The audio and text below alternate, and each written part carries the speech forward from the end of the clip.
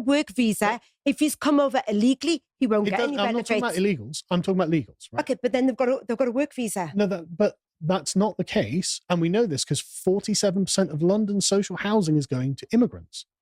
Right. Let's talk about it all. No. I really want to hammer on this point, right? Okay. So this is a categoric injustice to the tax-paying people of Britain. You are one of these people. Yeah, we do. We were born and raised in Britain, yeah. And some foreigner is taking your money to slack around in a house all day. Who said they're slacking around in a house? Where's your proof on that? Where's your evidence on that? Because they need social housing, right?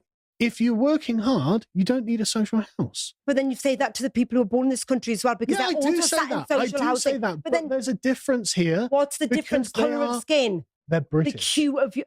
They're British. It's not about hue. It's about lineage. Right? They don't come from somewhere else. But Ahmed Carl comes from someone else. He has a country, a family, a history, a lineage in a different country. And now he's arrived on our shores, and the British government... To help the economy. When they're working and they're working, they're but he's not helping the economy if he's being given a social house. Okay. That is a drain on the economy. That's also a myth. It's not a myth. The drain on this economy is also people born... You're saying, okay... I'm not saying this is what you're saying. Aren't a drain as well. Okay, this is what you're saying. Okay, I understand what you're saying now. Right. Okay, I get what you're saying.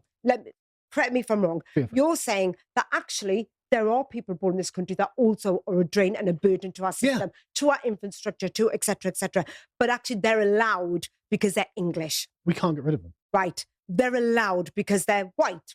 No, they're allowed because the government's soft.